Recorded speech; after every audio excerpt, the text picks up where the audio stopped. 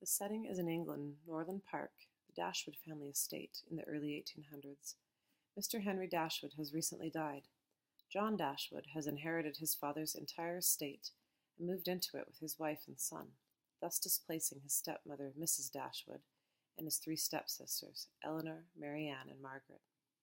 These women have been looking for and are having trouble finding a suitable place to live, mainly because their now much diminished income. Edward Ferrars has been visiting. He's very attentive to Eleanor, and unlike his sister Fanny, sensitive to the plight of Mrs. Dashwood and her daughters. Characters: Eleanor, the eldest Dashwood daughter; Edward Ferrars, Fanny Dashwood's brother; Marianne, Eleanor's younger sister; Mrs. Dashwood, recently widowed, second wife of the late Mr. Henry Dashwood; John Dashwood, inheritor of Norland, Henry Dashwood's son by a first marriage; Fanny, John Dashwood's wife.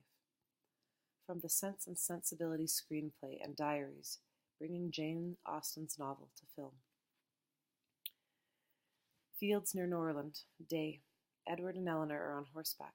The atmosphere is intimate, the quality of the conversation rooted now in their affections. You talk of feeling idle and useless. Imagine how that is compounded when one has no choice and no hope whatsoever of any occupation. Edward nods and smiles at the irony of it. Our circumstances are therefore precisely the same, except that you will inherit your fortune. He looks at her, slightly shocked, but enjoying her boldness.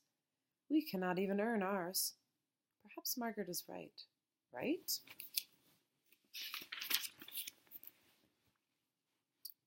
Piracy is our only option.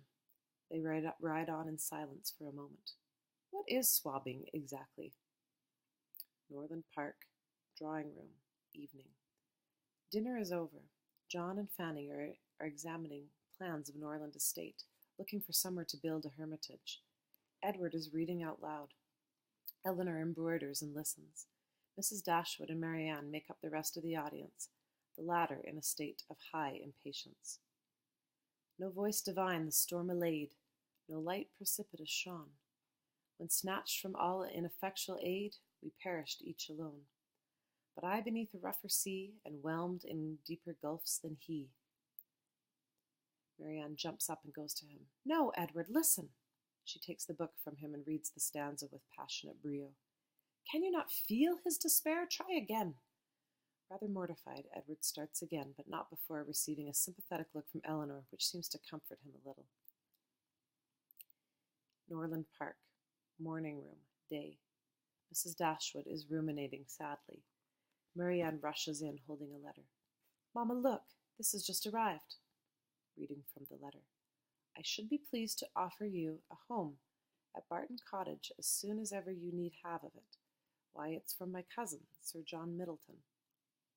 Even Eleanor must approve the rent. Looks at letter again and thinks, has Eleanor not yet seen this? No, I will fetch her. Wait, no, let us delay. Why? I believe, that Edward and Eleanor have formed an attachment.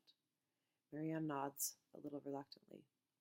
It would be cruel to take her away so soon, and Devonshire is so far. Mrs. Dashwood makes her decision. She takes the letter and hides it in the pocket of her gown. Marianne looks on frowningly. Why so grave? Do you disapprove her for choice? By no means. Edward is very amiable.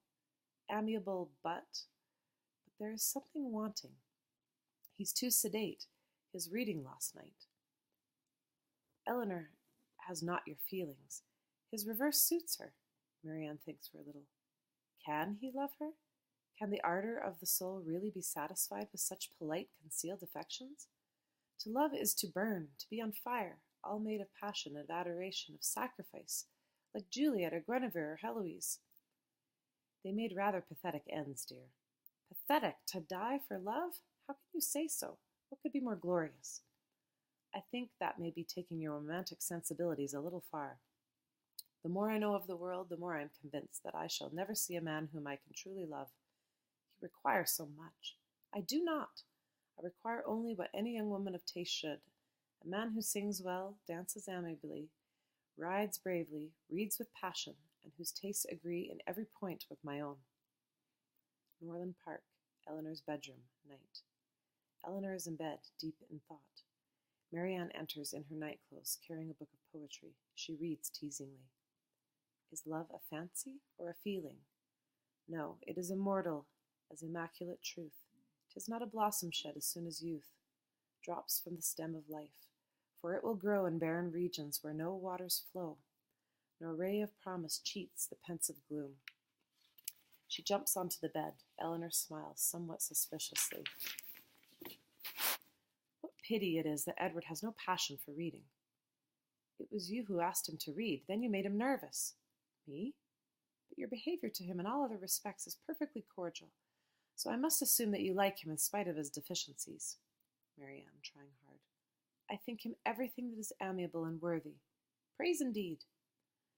But he shall have my unanswering devotion when you tell me he is to be my brother. Eleanor is greatly taken aback and does not know how to reply. Suddenly Marianne hugs her passionately. How shall I do without you? Do without me?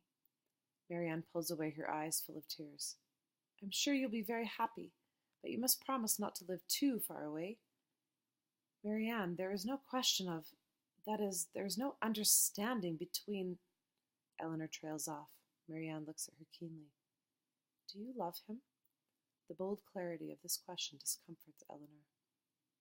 I do not attempt to deny that I think very highly of him, that I greatly esteem, that I like him.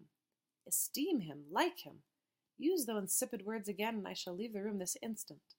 This makes Eleanor laugh in spite of her discomfort. Very well, forgive me. Believe my feelings to be stronger than I have declared, but further than that you must not believe. Marianne is flummoxed, but she rallies swiftly and picks up her book again. Is love a fancy or a feeling, or a farce? Go to bed. Eleanor blushes in good earnest. Marianne goes to the door. Marianne, imitating Eleanor. I do not attempt to deny that I think highly of him, greatly esteem him, like him. And she is gone, leaving Eleanor both agitated and amused. Norland Park, breakfast room, day. Fanny is standing by the window looking out. We see her point of view of Eleanor and Edward walking in the garden. Mrs. Dashwood enters, pausing for a moment, and then joins Fanny at the window. Fanny pretends not to have been watching, but Mrs. Dashwood looks down at the lovers and then smiles sweetly at her. We are all so happy that you chose to invite Edward to Norland. He is a dear boy, and we are all very fond of him. Fanny does a bit of thinking. We have great hopes for him. Much is expected of him by our mother with regard to his profession, naturally, and in marriage. She is determined that both he and Robert will marry well. Of course, but I hope she desires them to marry for love first and foremost. I have always felt that, contrary to common wisdom, true affection is by far the most valuable dowry. Love is all very well, but fortunately we cannot always rely on the heart to lead us in the most suitable directions. Fanny lowers her voice confidingly. You see, my dear Mrs. Dashwood, Edward is entirely the kind of compassionate person upon whom penniless women can prey, and having entered into any kind of understanding, he would never go back on his word. He is quite simply incapable of doing so, but it would lead to his ruin. I worry for him so, Mrs. Dashwood. My mother has always made it perfectly plain that she will withdraw all financial support from Edward, should he choose to plant his affections in less exalted ground than he deserves. It is impossible for Mrs. Dashwood not to get the point. She is appalled and furious. I understand you perfectly. She sweeps off.